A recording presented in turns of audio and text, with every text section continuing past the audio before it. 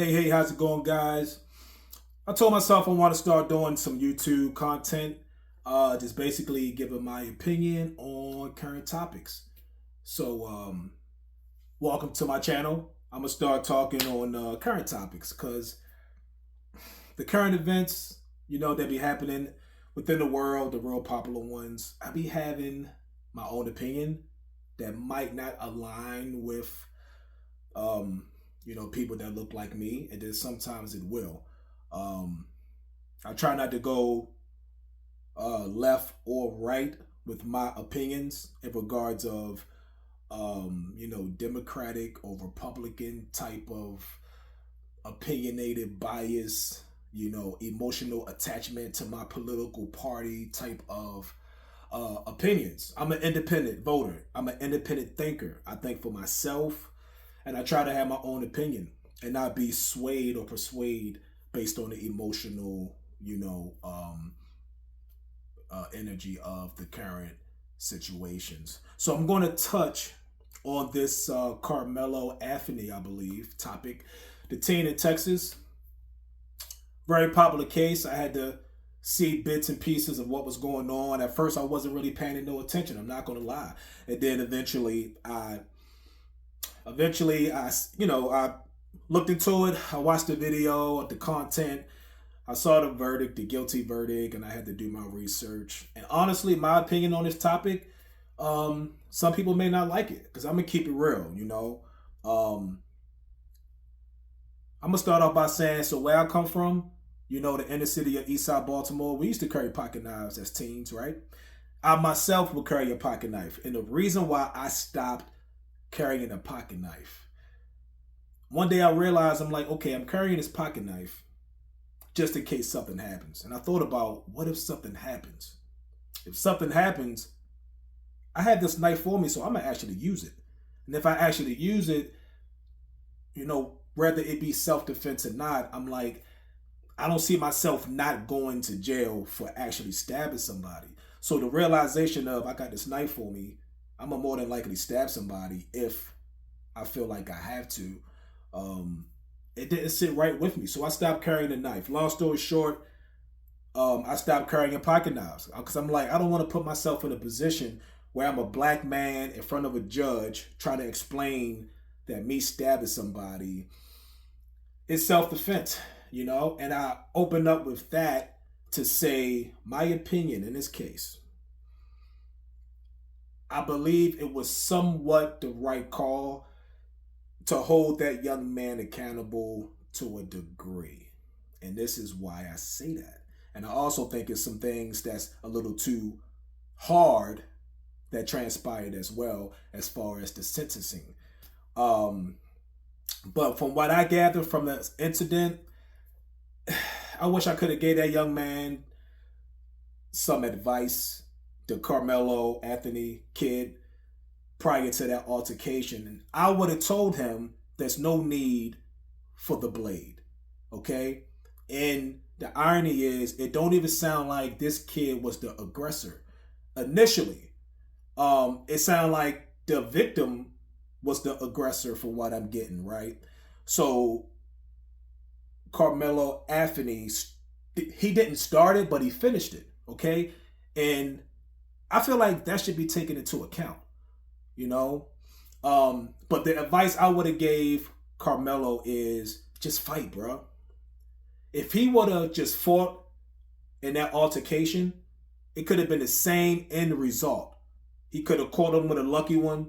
The gentleman could have fell and hit his head and passed away. It could have been the same end result. But because it happened from these, that's equal force.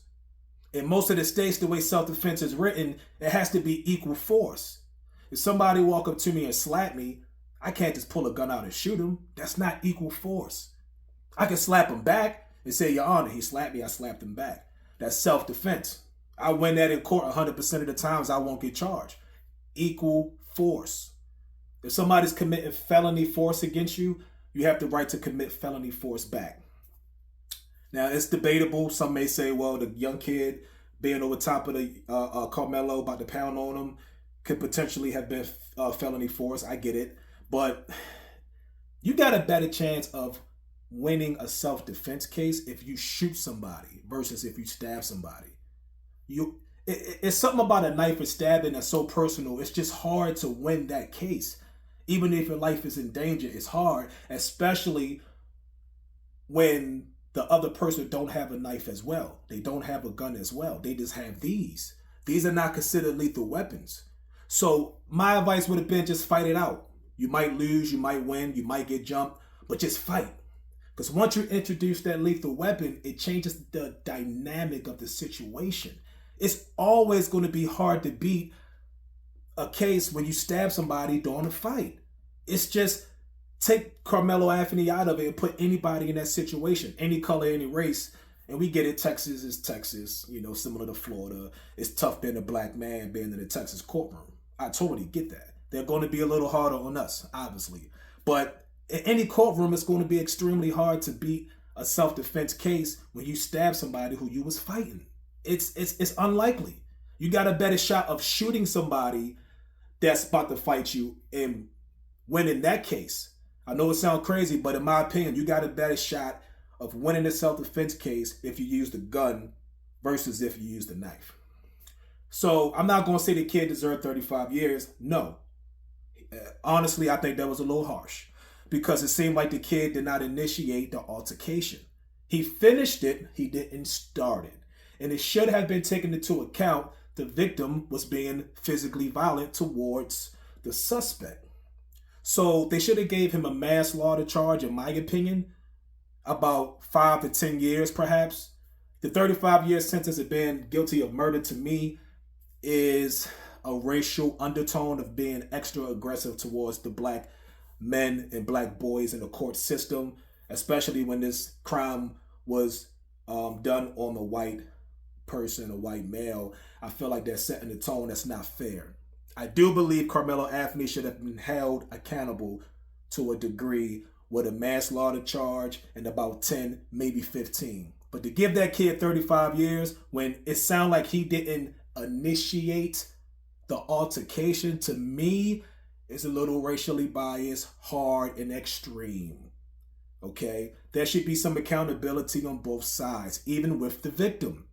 If I could have gave the victim some advice prior to that altercation, I would have said, look, you just can't go around putting hands on people because you can't control how people are going to react. You can put your hands on people all day, but you don't know to what extreme that person is going to take it to. They may take it to a gun or a knife. So you have to consider that and not be so quick to just beat on people. You can't be a bully.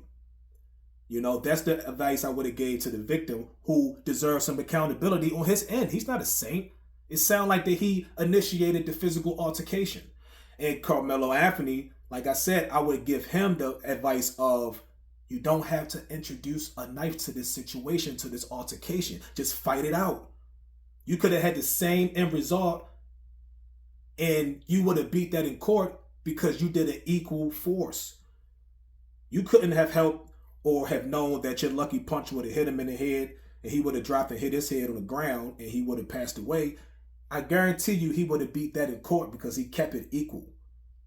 So I don't think it's more so too unfair. It's unfair to a degree, yes, with the harshness of the sentencing and going to the extreme with the 35 years of the murder. But once you introduce that knife, it's just a different dynamic. I know black folks don't want to accept that, but it's true. You can't introduce the lethal weapon to the fight and think you're going to beat it with self-defense. If he would have rocked out with these, I think the young man would have been okay. So did he deserve 35 years? No. Should he have got charged with murder? Honestly, no. Because the guy was actively over top of him. He should have got charged with manslaughter, reckless, endangerment, maybe. So that's my take. I'm not taking either side, but I do see the accountability that can be placed on both sides. We have to have discipline and think critically and smart, especially as black boys and black men. Every physical altercation does not warrant a lethal weapon to be introduced. If that's the case, you're not going to be in the free world for so long because as black men, we're going to have physical altercations. We can't solve all of them with knives and guns. Sometimes you just got to fight it out, live to fight another day, and keep it going. That's my opinion. So Hopefully I didn't piss nobody off, but if I did, that's okay, because this whole video is to create content and get people, to think, get the gears turning. You know what I mean? Think outside the box. I'm all for my people. I'm for everybody. But I never neglect my people. But I see things from an independent standpoint. I don't have emotional ties to one way of thinking. So that's just me. Thanks for watching this video. Subscribe. There will be more to come. This is one of many. Thank you guys. I appreciate you. Have a nice one.